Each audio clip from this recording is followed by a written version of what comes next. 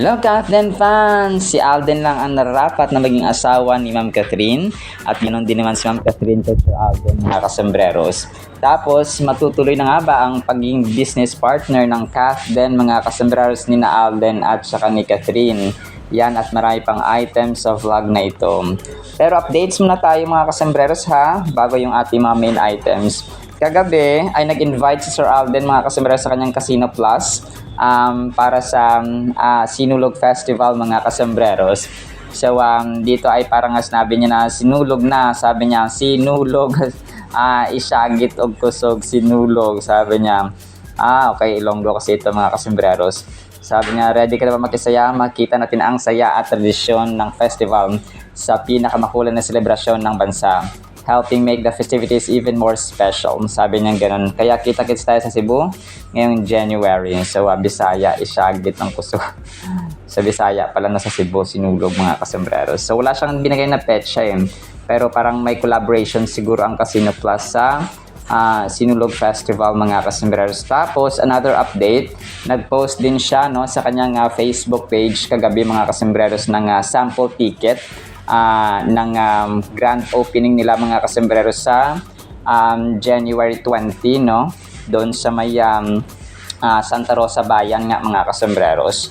So maging si Ken Creative Designs, si kumparing Ken ay nag-post din sa kanyang Facebook, para pagtulong din sa pag-inform ng pagbubukas ng pangalawang McDonald's ni Alden sa Barangay Kanduran, sa 345 pesos ang ticket, mga kasembreros ha. Sabi to, grand opening day is almost here. Join us as we celebrate the opening of McDonald's Santa Rosa Bayan, January 20, 2026. Grab your tickets today for only 345 pesos.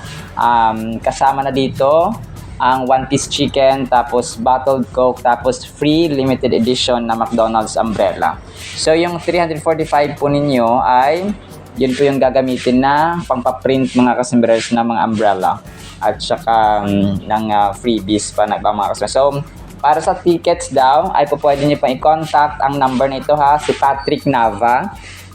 Ito yung kanyang number, mga kasembreros, 0961-213-6722. Tapos pwede niyo rin po i-contact si Mama Ten, si Mama Ten Mendoza, mga kasembreros. So sa parehong number. So limited slots available, don't miss out. So yun po, mga kasembreros, see you on opening day. So yun yung pinost ni Alden at saka ni Ken, kumparing Ken din po, mga kasembreros. Tapos another update, mga kasembreros, nag-post si Alden dito sa kanyang sa kanyang Instagram account, mga kasembreros, ng picture nila ni Tom Cruise. Sabi nito, make your dream come true day, January 13, kagabi ito, mga kasembreros, 2026.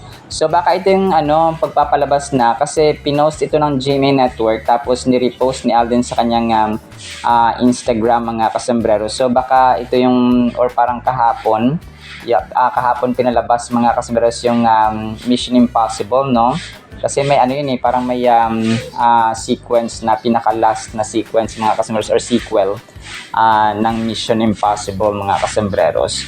So pero aabangan natin yan, kung ano ang ganap ni Alden after ng kanyang after ng kanyang post na ito, mga kasembreros. Malamang ay kasi di ba idol ni Alden si Tom Cruise, mga kasembreros. So baka may collaboration at baka ipatawag na naman siya or baka makipag-meet na naman siya, mga kasembreros. So hindi natin alam.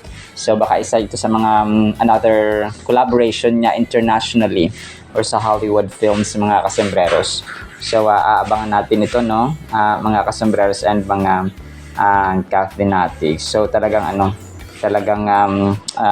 papang Hollywood ang face at saka yung dating ni Alden ngayon, mga kasembreros. Tapos yung A-team ni Alden, nag-post din sila ng kanilang pag-invite sa grand opening ng McDo ni Alden sa January 20. So ang ganda ng poster na kanilang ginawa, makaluma din, mga kasembreros. You are hereby invited to the grand opening of McDonald's Santa Rosa Bayan, January 27 a.m. no, alas 7 po ng umaga mga kasambreros. Ang cute ng kanilang ginawa na poster mga kasambreros kasi nga luma or vintage yung type ng ni Alden ng McDo, kung kaya vintage din yung ginawa ng kanyang Alden Trendsetter mga kasambreros. Tapos ito, 59 minutes ago, parang nagpa-teaser din, no, si ang Catherine Blue Hearts mga kasambreros kay Ma'am Catherine sa kanyang Someone Someday na malapit na nga mga kasambreros. So wala pa silang petsa na binigay kung kailan yung unang pagpapalabas o unang episode na ipapalabas mga kasambreros. Pero yun, sabi ng Catherine Blue Hearts ay malapit na daw yung pagpapalabas ng Someone Someday mga kasambreros. Hindi ko lang baka sa Netflix mga kasambreros. Tapos speaking of Someone Someday, may video din, no, na pinost si Dika Pamilya TV. Maraming salamat po sa pagpo-post. Ito naman ay si James Reid naman dun sa taping or location nila mga kasambreros habang nagsushoot. So parang si James dito ay naispatan na papasok dun sa bahay, no. Parang galing siya sa kotse or sa sasakyan mga kasambreros, tapos dito papasok na siya dun sa bahay na pagsushootingan nila mga kasambreros. So yun po, no. Grabe, no, maraming salamat Dika Pamilya TV kasi bihira yung mga, syempre yung mga talagang masugid, yung mga andun tumatambay talaga para nakuhaan ng ang mga cast mga kasambreros, especially si Ma'am Catherine at saka si James Reid mga kasambreros, no, dun sa kanilang shoot na kung saan ay tao dito matyagang nag-aantay at nag-aabang. And then ito, ang cute nito mga kasambreros kasi parang pinost ng isang admin ni Alden kahapon, no, kagabi pala mga kasambreros. On this day, January 13, 2023, ito po ay naka si Alden, no, naka black suit, tapos nakabalot na balot si Alden dito. Hindi ko alam, baka siya, baka nasa America parang nasa America nga siya kasi 2024 hindi siya pumunta ng America para mag-celebrate ng kanyang birthday at saka New Year. So 2023, 24, tapos nga 2025 dun sila sa Amerika. So 2024 lang sila hindi nag-celebrate dun sa Amerika.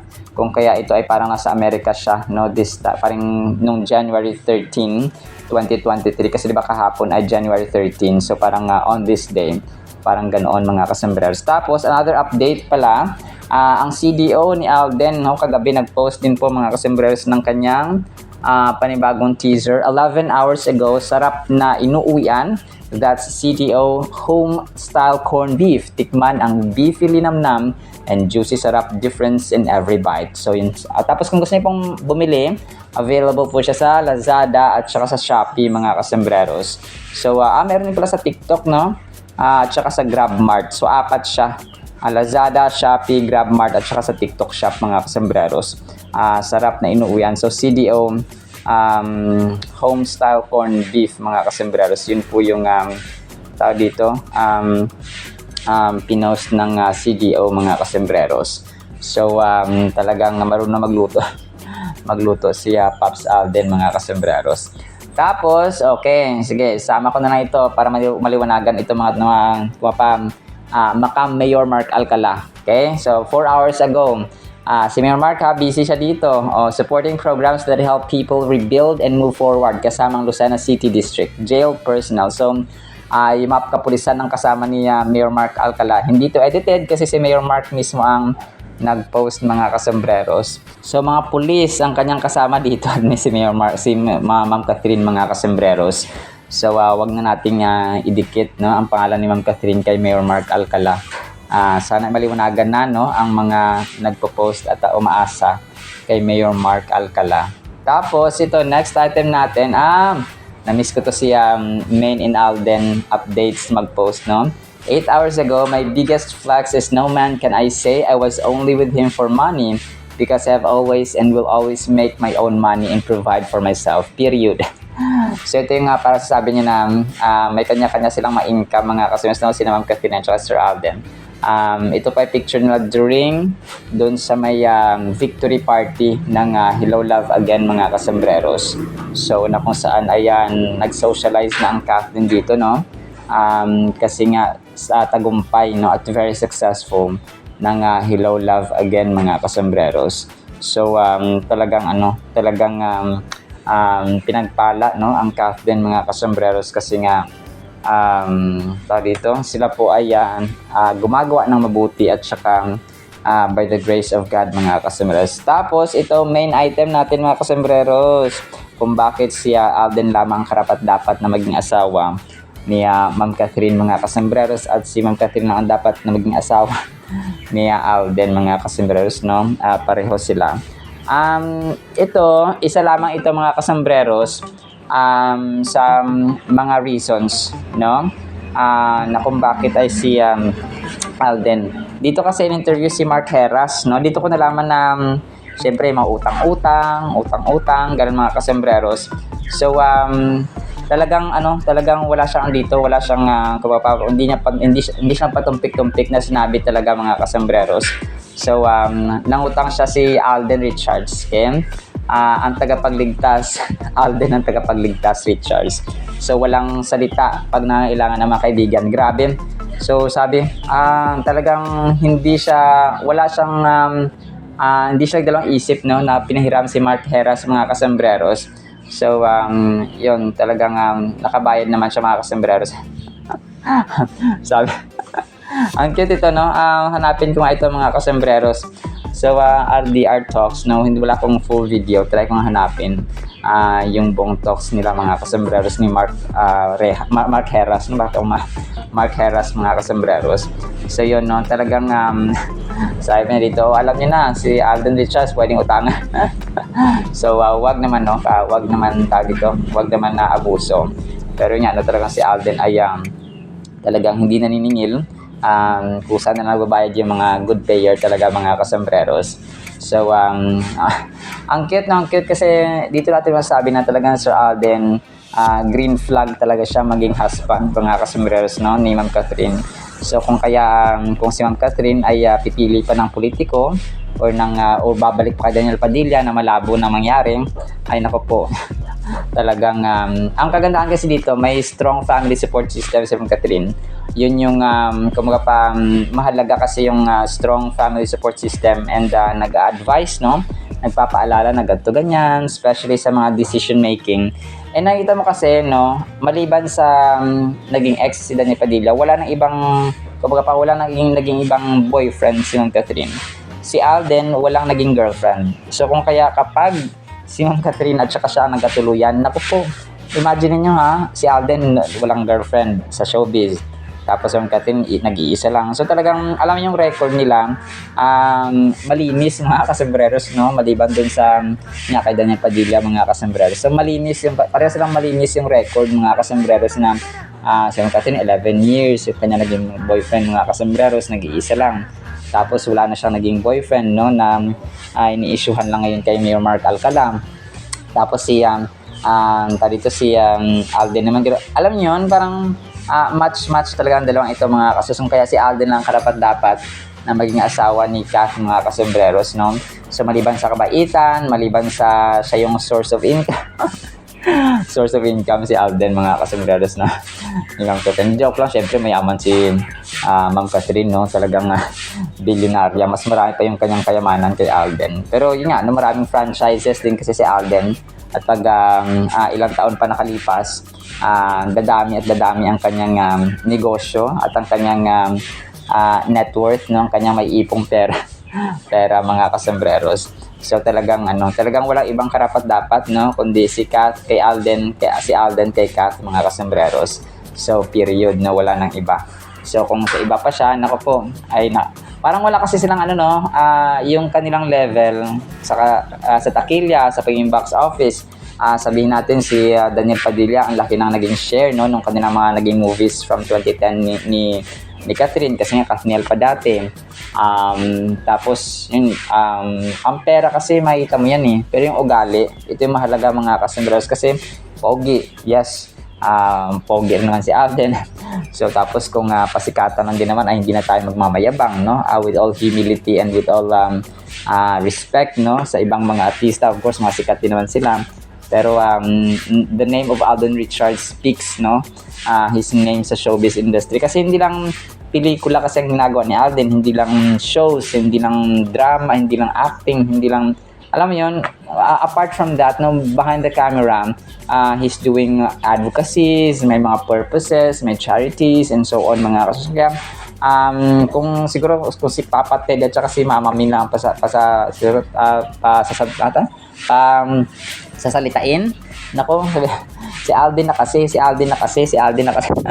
So parang ganun siguro na yung kanilang ano, kasi nga, of course, hindi naman pwede nilang diktahan si Ma'am Catherine, but they are there to guide her, mga kasunod sa kanyang decision making, especially when choosing a partner, na si Alden na kasi nakilala nila in the first place, at saka ang ugali.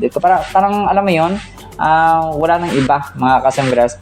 And si Papa Ted talagang na-meet niya din for how many times na natutuwa nga ako dun sa may last part nila, kasi umattend si Papa Ted ng ng tour nila, last tour nila sa Market Taguig, mga kasambreros, na kung saan nga ay parang nagpabibo, no, si Alden doon, mga kasambreros, sa Market Taguig. Kasi nga andun si Papa Ted, mga kasambreros. So kumbaga pa ay nagpapalakas si soon to be son-in-law kay father-in-law, ganon. So naiinis na naman yung mga sa akin, yung mga bashers. So pasensya na po. So ganon kasi, no, you cannot deny the fact na pangalan lang kasi at umuugong-ugong circulating the social media world yung pangalang Mayor Mark Alcala at saka Catherine Bernardo, at sinasakyan din naman ng iba. Ang ginagawa nila, edit sila ng picture, edit sila ng ganito, post sila ng ganito para magkaroon ng maraming likes, maraming views, no, maraming shares, so maraming reactions. Pero ang totoo at ang reality ay wala naman talaga. Mayor Alden Richards meron. So pero sa buhay ni Ma'am Catherine, Mayor Mark Alcala, naka po, as in zero, no? Wala, mga kasambreros, kasi never sila nagsama. And yun nga, no? Yung pinagsamahan ng Kathleen from Hello Love Goodbye to Hello Love Again. And may isa akong interview na napanood. Ano nga ba yun? So actually mostly ng kanilang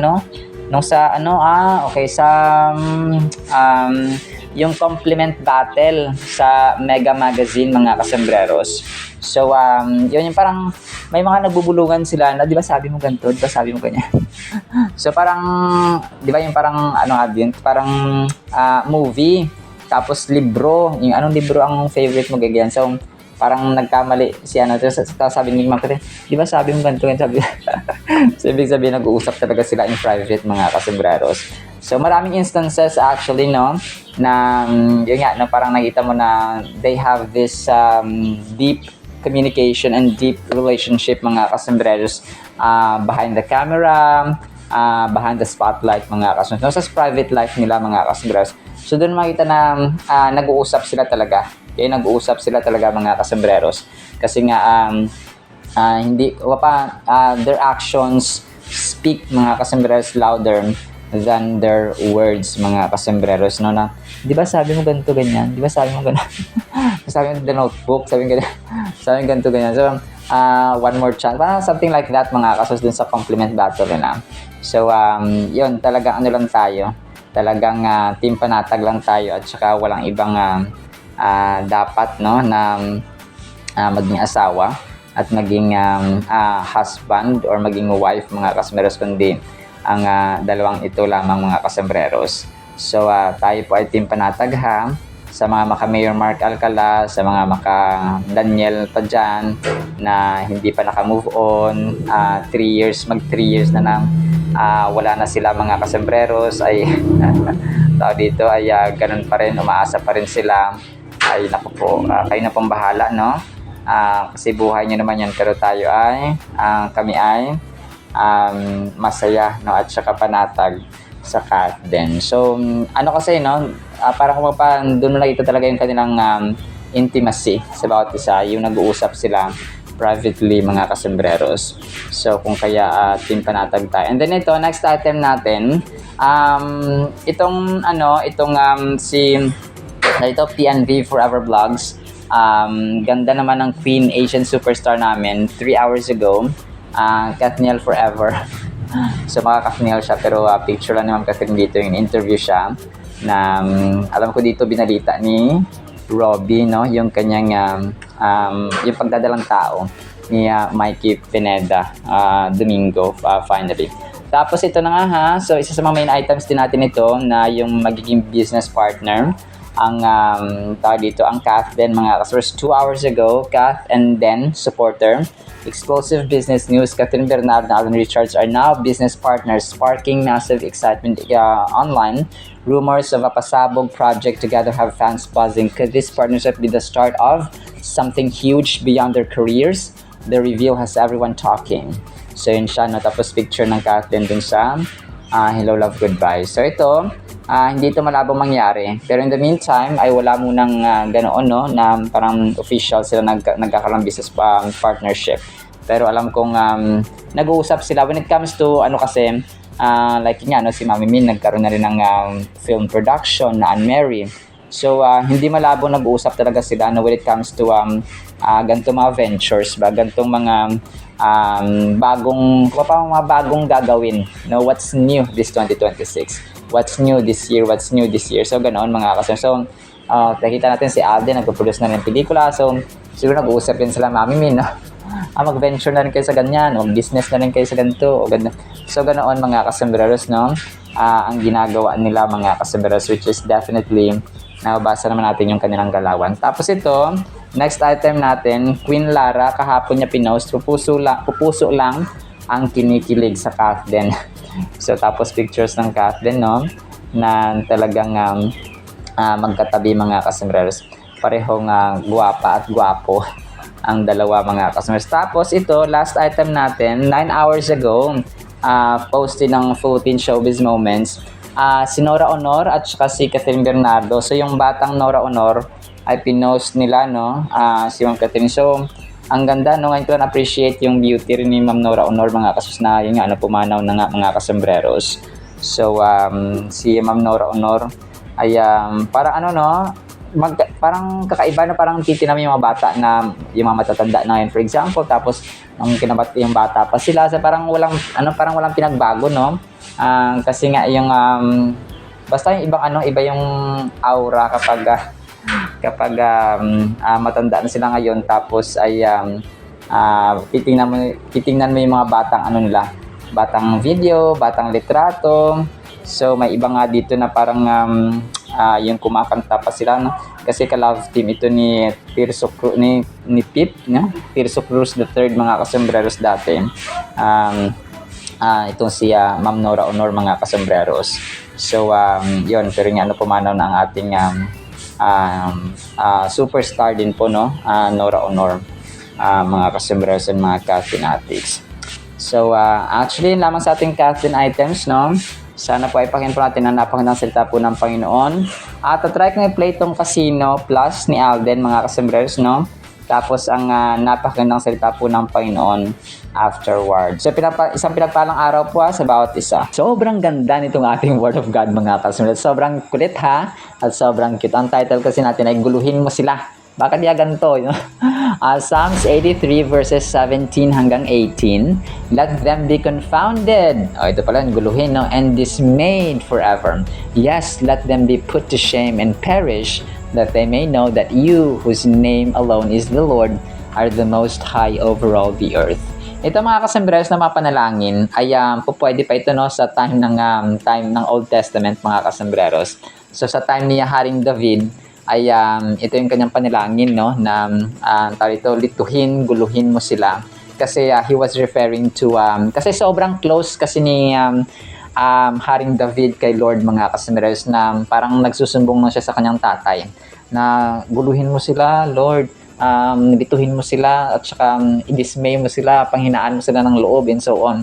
So ay pahiya mo sila, no? Sabi niya, yes, let them be put to shame and perish, at namatay na sila. So ganun na yung yung ibang level kasi ng relationship ni Haring David sa Diyos mga kasambreros, kasi nga he was the man after God's own heart mga kasambreros. Ibig sabihin sobrang close na close mga kasambreros si Haring David sa Diyos Ama.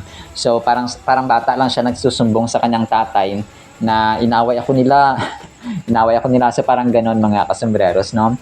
Pero para sa atin, no, hindi natin pwedeng sabihin na gano'n, Lord, sana mamatay na siya, Lord. So kasi dumating na yung grace, no? Si Lord Jesus Christ, mga kasembreros. So pero pag ginawa natin yung tama, yung righteous, no? Yung makatarungan, mga kasembreros, at tama sa harapan ng Panginoon, ang Diyos natin mismo ang maghihiganti sa ating mga kaaway without us hurting ourselves or involving ourselves, mga kasembreros, sa revenge or sa paghihiganti, mga kasembreros, sa ating kaaway. So hindi natin yun hindi natin yung task, mga kasembreros, or responsibility to revenge or to retribute, mga kasembreros, doing retribution sa ating kaaway or maghiganti, mga kasembreros. It's not our task, okay? Parati nating tatandaan, it's God's task. Pero syempre, yung ating panalangin, hindi naman yun yung Lord, sana mamatay. Sana Lord, mamatay na siya, sana ganito, sana. So hindi po, mag-bless pa rin tayo kasi nung dumating si Jesus Christ, He commanded us to bless our enemies, love our enemies, nga sabi niya, mga kasembreros. So yun, pero ang righteousness, kapag katarungan, hindi kunwari pinatay, may pananagutan sila sa batas, mga kasembreros. So iba po yung yung kagaya ng na-mention natin na mga nagpatawad, kagaya ni Erica Kirk, pinatawad niya yung pumatay sa kanyang asawa. Tapos si Kuya Jerry, pinatawad niya rin yung kanyang yung nakabangga sa kanilang van na namatay yung kanyang pamilya, mga kasembreros. So pag ganon, so nagpatawad sila, ibig sabihin absuelto, yung wala silang tinanim na sama ng loob at galit doon sa nagkasala sa kanila, na grabe, labis-labis talaga yung sakit nun.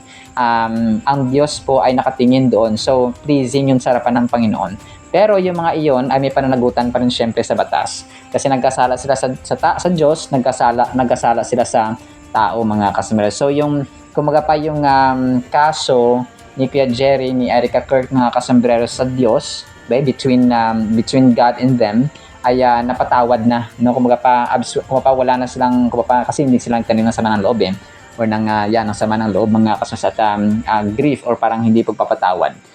Pero yung mga iyon, yung mga nakapatay, mga kasembreros, ay may pananagutan pa rin sa batas. So hindi ibig sabihin na na-absuelto na sila at pinatawad sila ng parang bababa lang yung sentensya, ng mga taong nakapatay, or nakapatay na mga suspect, mga kasembreros. Pero gusto mag-focus tayo, mga kasembreros, dito sa verse 18, kasi sobrang ganda nito, mga kasembreros. This verse from Psalms 83 verse 18 is a powerful declaration of the supreme sovereignty and authority of God.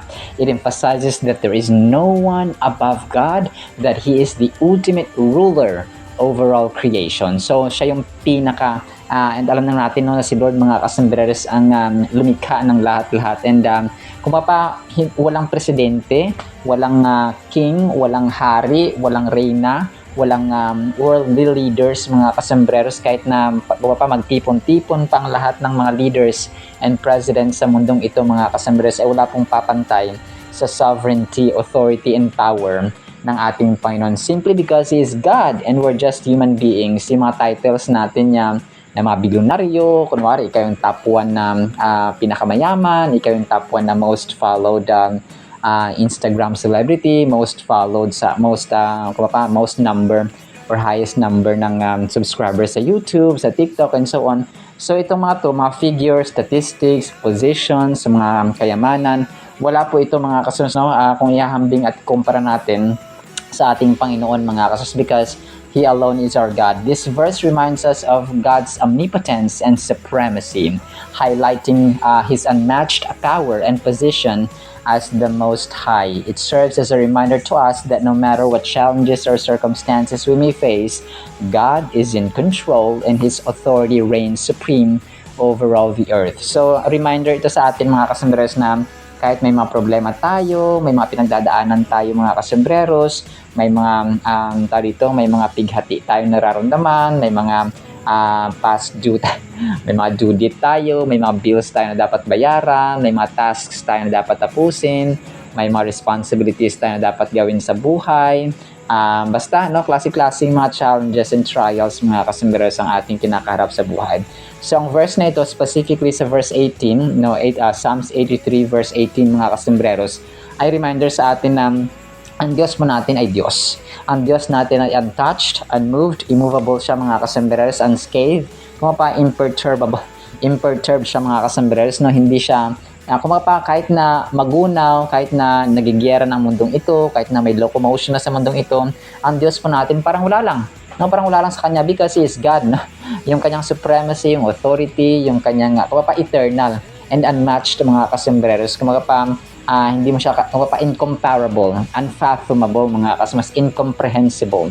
So yun siya mga kasus, hindi natin siya pwedeng i-compare at saka hindi natin pwedeng i-measure yung kanyang power at saka yung kanyang lakas mga kasembreros. So kasi sa atin, di ba, may mga, kunwari, mga boxer. Ito yung the best, greatest boxer of all time, ganyan-ganyan.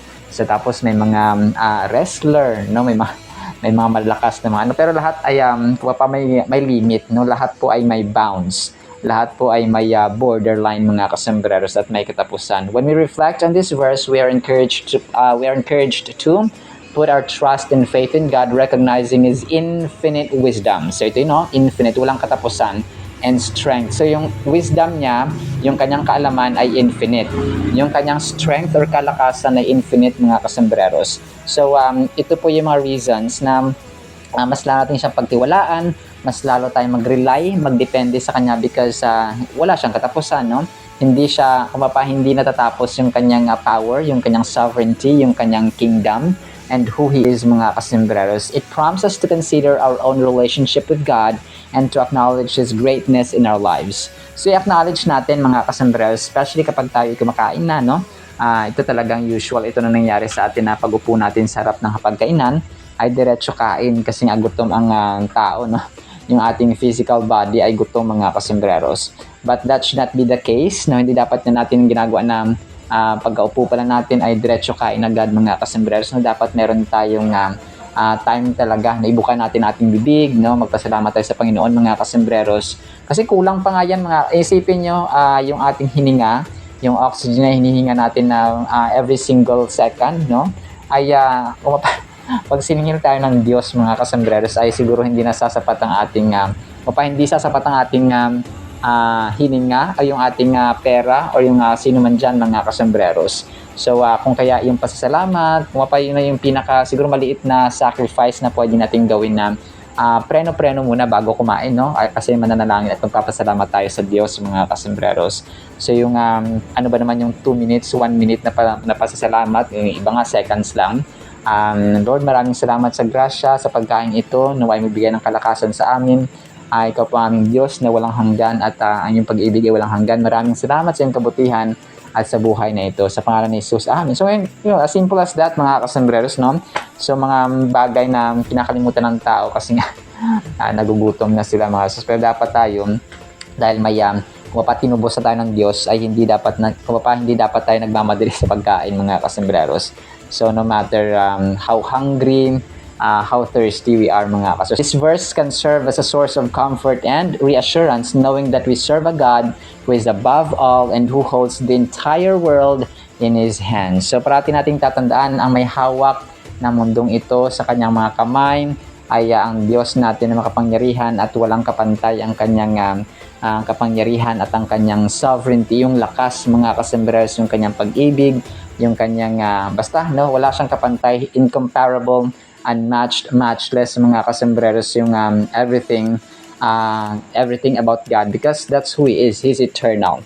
So yun siya, as simple as that because He is God and we are not mga kasembreros. So remind, no, talaga minsan kailangan nating i-remind mga kasembreros ng ating sarili so that one more time ay ma-reassure natin yung ating may problema ako, ang Diyos natin mas malakas, ang Diyos natin mas makapangyarihan, ang Diyos natin ay mas mas alam niya ang dapat gawin. So I trust Him, no, I rely on Him. So ganun mga kasembreros. Kasi the more na magre-rely tayo at saka magta-trust o magtitiwala sa ating sarili, the more naman na mafe-failure tayo mga kasusur, mafe-fail tayo. Kasi nga hindi tama yung ating foundation. Yung foundation dapat natin ay mas nagtitiwala tayo sa Diyos at hindi sa ating mga sarili. So we can act, yes. Kailangan natin magtrabaho, yes. Kailangan natin magpasalamat, yes.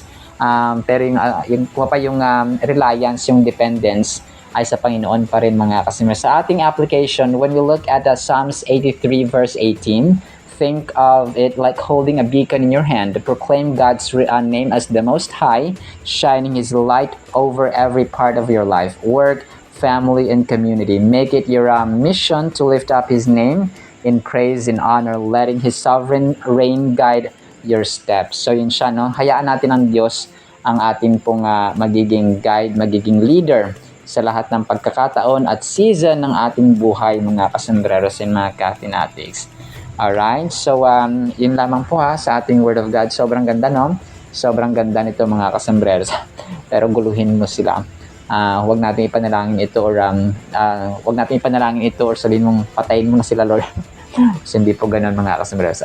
Sinama sa ating Word of God, nawapay pagpalaan po tayo ng pag-ibig, pananampalataya, pag-asa at total dependence po sa kapangyarihan at kalakasan ng ating Diyos na infinite at walang katapusan.